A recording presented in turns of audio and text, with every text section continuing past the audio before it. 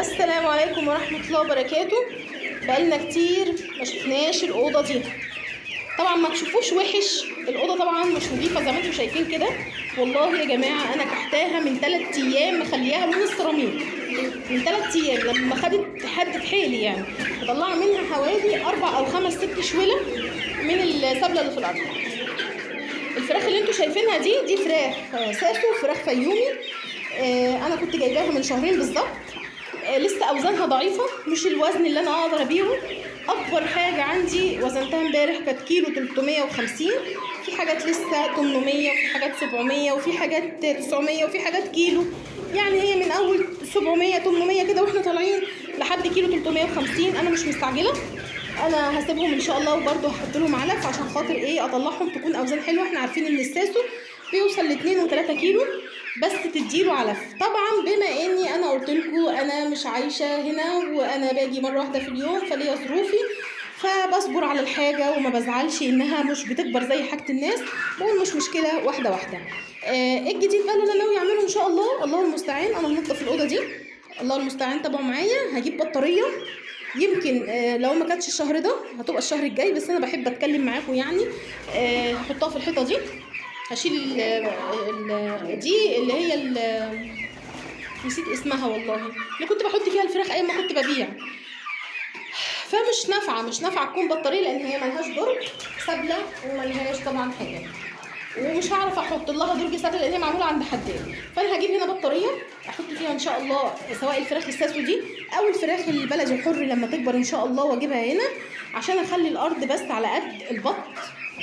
عندي 3 بطات وذكر وكانوا لسه مطلعين، بسم الله ما شاء الله. النهارده لقيت بيضه، البطه الاولانيه باضت اللهم بارك، مش عارفه هي فين، استنى كده اما ادور عليها. قدامي بطتين، البطه الثالثه مش لاقياها. بسم الله الرحمن الرحيم، بسم الله الرحمن الرحيم. ايوه صلاه النبي، صلاه النبي، صلاه النبي، لان انا حطيت لها الجردل وحطيت جواها البيضه وقلت هي تكمل عليه.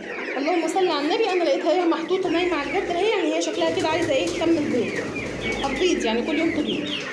الحمام ده برضو من ضمن خطتي ان انا هجيب سلاكه، ده برضو انا حابه النظافه، يعني انا تعبت وحابه النظافه. فبما ان الحاجه مكلفه وانا مش عايزه اصرف كتير، يعني مش عايزه مثلا ابيع حاجه او عشان اجيب حاجه، فلا انا كل شهر بجيب حاجه من المكسب. انا مثلا بكسب، ربنا كرمني ب3 ب4 ب5 زي ما ربنا بيكرمني، جزء بحوشه زي ما انا قلت لكم لازم تحوشوا، وجزء بجيب حاجه تنفعني في النظافه، لان انا ام عيال، يعني مش قادره على النظافه كتيره جدا دي، ومش هينفع اسيب المشروع، انا مش عايزه اسيبه. فالاوضه دي هعمل الحمام ده كله حمام مقفول في بطاريات مقفوله، كل جزء لوحده في بطاريه، معاه علفه، معاه ميه، خط ميه، هوريها لكم ان شاء الله لما اجيبها، احتمال كبير اجيبها الشهر ده باذن الله، كمان اسبوع كده هوريها لكم. والحيطه بقى انا هيبقى عندي ما شاء الله ادي حيطه، ادي 2، لو انا رفعت مثلا هنا البطاريه بتاعت الحمام هرفعها، او لو هي مثلا زي دي كده على حسب ما اشوف هعرف اجيب ايه. بصوا الفراخ بنت لذينه بتنقرني يعني هين عليها تقطعني كده وتاكلني. اقفلي يا بنتي الباب. وهنا هجيب البطاريه الكبيره واحط فيها، بحيث انا عايزه الارض تبقى نظيفه، عشان اقدر اكمل. فانا هوريكم اهو، ادي الفراخ الفيومي والفراخ الساسو. هسيب من الفيومي للبيت وهبيع الساسو، يعني الفيومي بصوا ما شاء الله في حاجات كبرت اهي والله، وشها احمر، وفي حاجات طلع لها عرف جديد اهو. بصوا هحاول اقرب لكم كده تشوفوا، بصوا اهو. وفي حاجات من الفيومي يعني دي ساسو اهي ما شاء الله اهو. هسيبهم يكبروا، احنا بقالنا 2.5 شهر يعني هانت، يعني الفيومي ايه 4 شهور والشهور بتعدي هوا مش هنحس بيها. عندنا ايه بقى هنا، عندنا حمام، والحمام منصاب كده بقاله كام يوم، البيت بتاعه بيكسره ما بيبقاش مظبوط. بسم الله الرحمن الرحيم. يعني دي كانت قاعده على بيضتين، انا دلوقتي لقيت بيضه، طب البيضه التانيه راحت فين الله اعلم. ودي قاعده على بيضتين، تعالوا نشوفهم كده. لا كويسين، ربنا يستر ويكملوا على خير، تمام كده. وهنا مفيش، مفيش. طبعا البط والفراخ بيطلعوا يضايقوهم، عشان كده انا اهو عندي هنا بطين وهنا بيضه واحده. والله مصممين ياكلوا رجلي وانا بتخض. ده زغلول، والزغلول التاني امه ما اكلتوش فمات.